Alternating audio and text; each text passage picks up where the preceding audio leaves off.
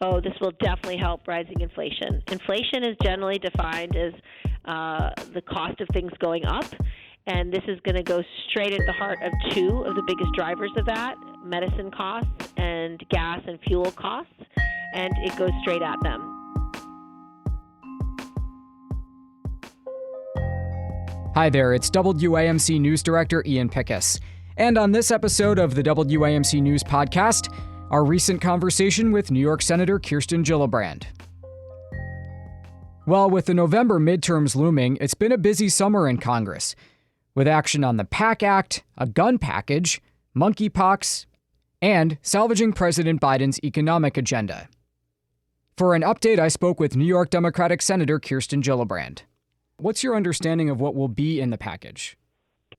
So it is a well-balanced package between investing in the cost of fuels, heating, air conditioning, and gas with an energy and climate investment. It also addresses global climate change, so things like extreme weather, flooding, fires across the country.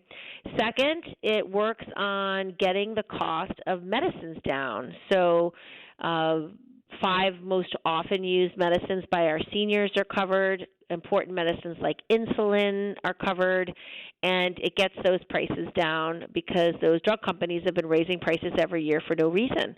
So these two things can really help people pay the essential things they need every day, and so those inflationary pressures will be felt less. How much difference is there in this package from what began as the $3.5 trillion Build Back Better agenda that obviously didn't get to the finish line?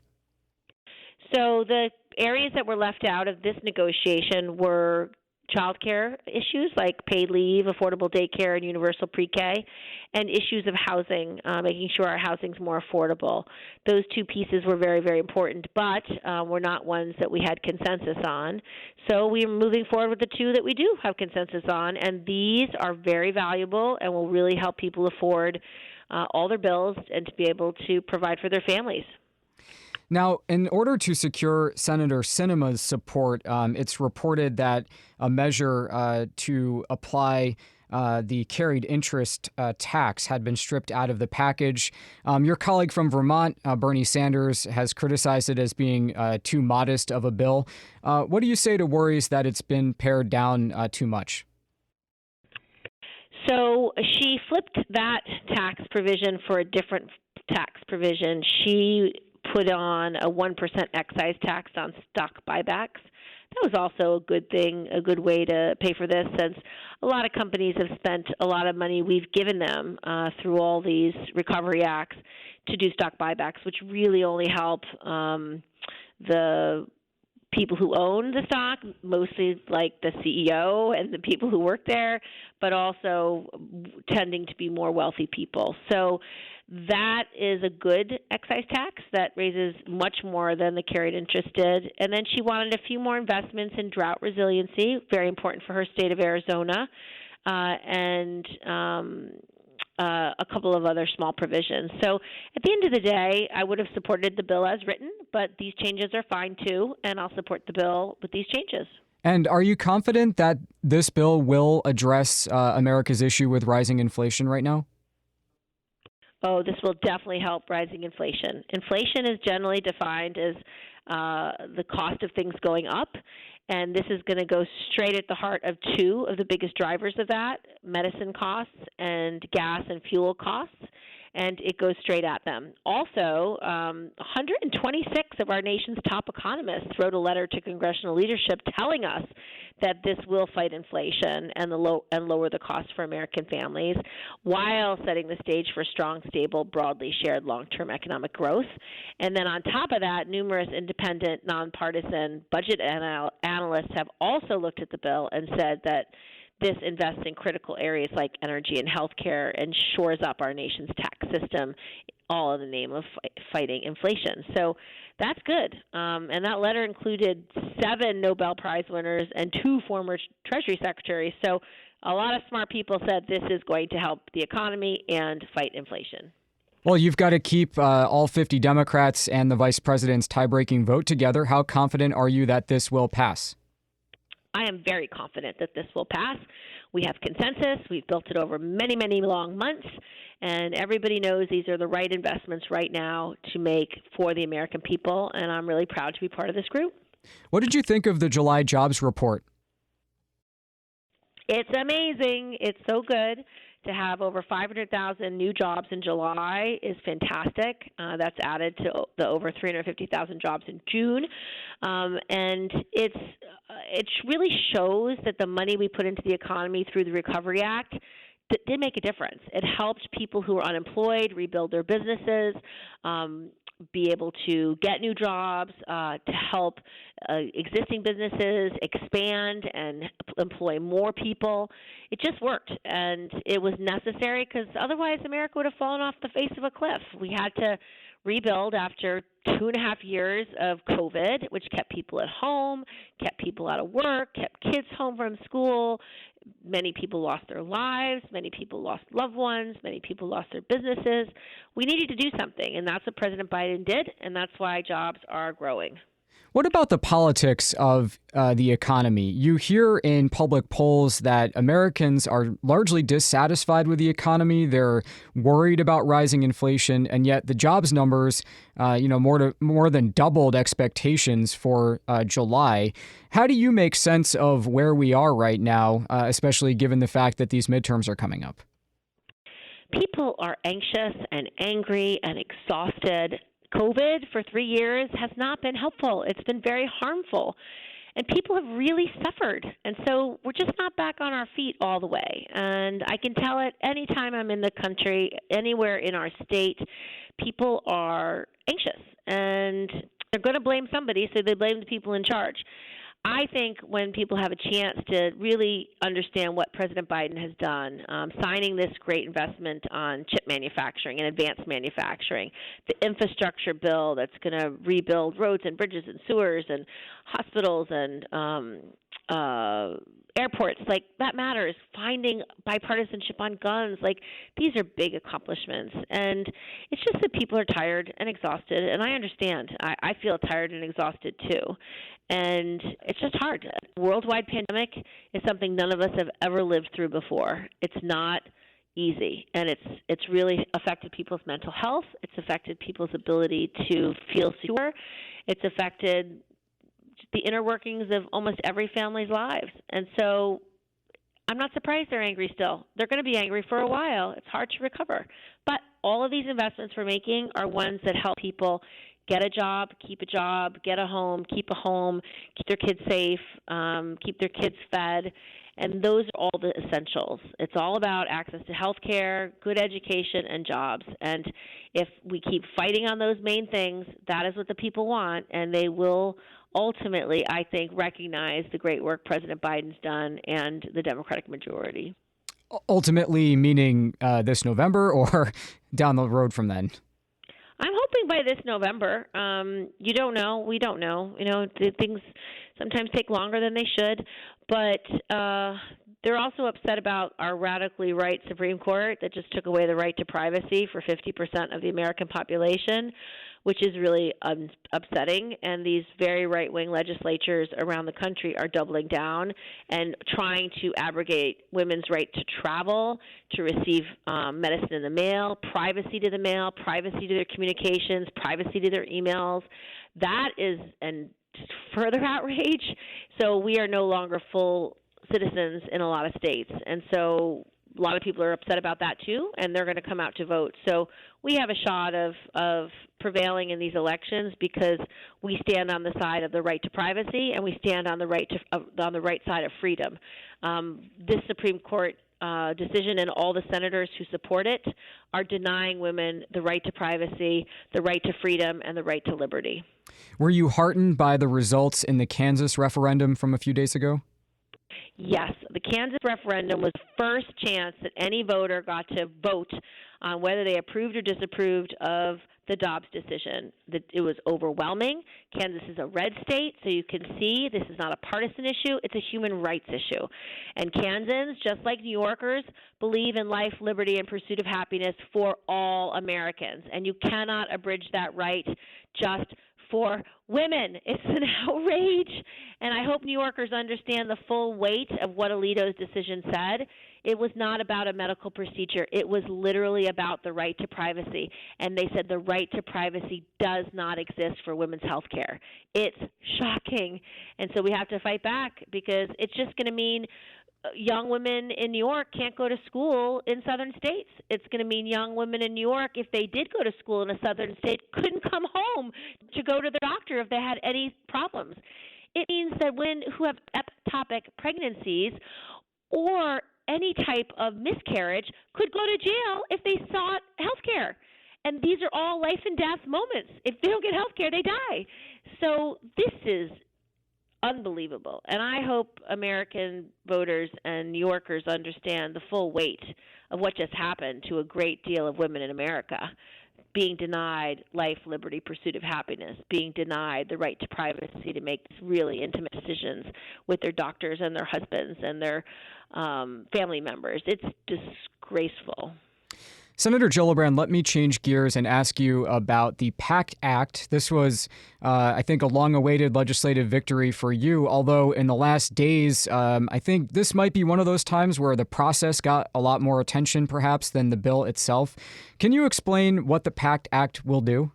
Well, what we know is that during the last 20 or 30 years, service members served all over the globe, in places like Iraq and Afghanistan, and we had no way to dispose of waste. So the military dug very large holes, and they threw all our garbage in there, from human waste to medical waste to building materials to electronics, and lit it on fire with jet fuel. The toxins emitted from those burn pits are crippling. They are toxic and harmful. They create cancer of the brain, of the throat, of the stomach, and of the lungs. And so, unfortunately, our veterans are dying in their 20s and 30s and 40s, getting diagnosed with these horrible diseases. And so we set up to guarantee their health care at the VA as a presumption. If you served abroad and were exposed to toxins, you're covered, period. You don't have to prove the epidemiology now. You don't have to prove which burn pit and what was burned on what day. You just are covered, which is the way it should have been from the beginning. And so now, millions of veterans who might come sick because of exposure now have access to the VA and will get coverage. And this bill will be signed next week by President Biden. And it was the work of a lot of veterans and family members who never gave up and never stopped raising the voices of those who needed help. And that's something that I worked very hard on. So did Senator Schumer, and so did a number of us in the Senate. So it's a clear victory for democracy, and a clear victory for Joe Biden, because he believes his son Beau died of brain cancer because of his exposure to burn pits. So this is one of the first things President Biden talked to me about right after he was president, and he said, "I'm so glad you're working on this, and I think this is how Beau died." And I said, "I'm not going to let go until it's done." And sure enough, it finally got done this week. And but Senator Schumer being our majority leader and demanding a vote on it, it wouldn't pass. So it really does matter for New York, and it's something that President Biden really wanted done, and Senator Schumer and the rest of us delivered. Let's go back to another bill that you mentioned earlier, the CHIPS Act, which recently passed. Your colleague, Senator Schumer, says he's going to use his clout under the CHIPS Act to help establish the capital region in New York as the nation's hub for chip technology. What does the bill do specifically? So the bill funds advanced manufacturing, and it funds advanced chip manufacturing so that we're not reliant on China to get chips, or not reliant on adversaries, and that we can produce the microchips that we need for everything from cars to military equipment to jet fighters. And so it's important to be able to produce that stuff here. It also has money for all the other technology needed for national security and national competitiveness, from AI to large computing and to all the other type of technology that we have to compete with the rest of the country, with the rest of the world, especially countries like China, This bill gives us the resources to do that, and it's going to create a lot of jobs in upstate New York, all across New York, because we have so much manufacturing. We have manufacturing in Rome, New York. We have manufacturing in Albany, Buffalo, Syracuse, Rochester. We do all types of manufacturing, from drones to precision instruments to cars to engines. We build everything, and a lot of that requires chips and requires advanced technology, and that's what this bill is going to fund. So it's a huge jobs bill for New York. Let me wrap up our conversation by talking to you about monkeypox. You not long ago called for the White House to use the Defense Production Act to ramp up the monkeypox response and vaccine production. Have you heard back on those calls? Yes. In fact, the president just declared that monkeypox is a national emergency, which is the first step to being able to use the Defense Production Act.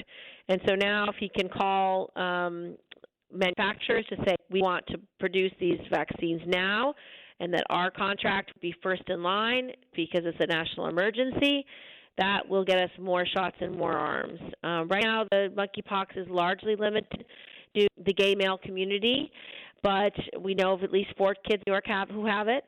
And so for me, it's really important that we get the vaccinations in the most at-risk communities now to nip it in the bud, stop the spread, because God forbid it gets into the school system. It's just like chickenpox. Chickenpox in a classroom, every kid's going to get it within a day or two.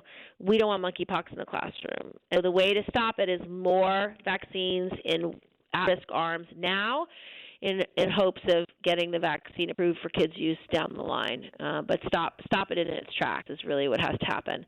And we know how it's transmitted through touch, and so it's not like COVID. It's not like it can be transmitted through the air, which is a blessing. So we can limit the spread by knowing how to keep people monkeypox free. Do you plan to make an endorsement in the House primary in New York's 12th District, which, among others, includes Congressman Jerry Nadler and Congresswoman Carolyn Maloney?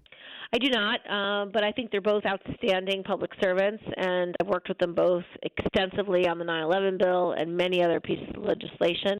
So I think it's a terrible disservice what I did and the special master did. It was political. It was not fair. They purposely pitted Democrat against Democrat all across the state just to upend our democracy in this state, and I hope it's investigated. I think what the judge did, he picked a partisan special master. The special master used lines that were drawn by partisans for this purpose, and I think they did it illegally, so I really hope someone investigates it.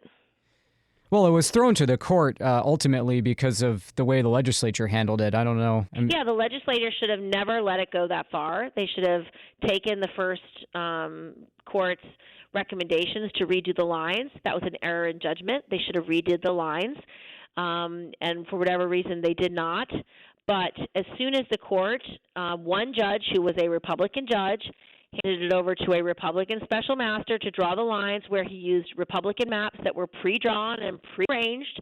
That was the minute this went off the rails. There was nothing nonpartisan about it. There was nothing fair about it. In fact, they disenfranchised black voters with how they drew the lines, all the things the Voting Rights Act was supposed to protect.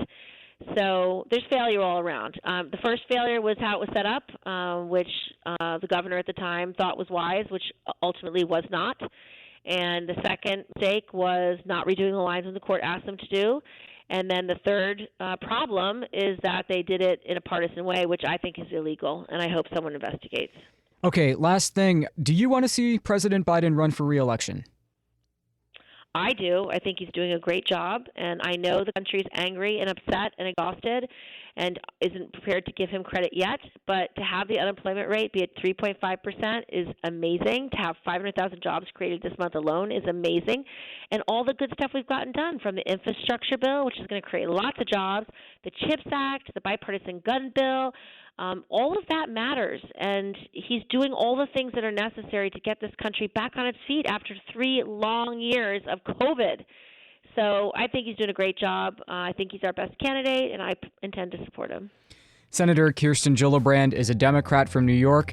Senator, thank you for taking all of the time to speak with us and our listeners. Thank you. Take care. All right, that does it for this episode of the WAMC News Podcast. Thanks so much for listening. Until next time, I'm Ian Pickus.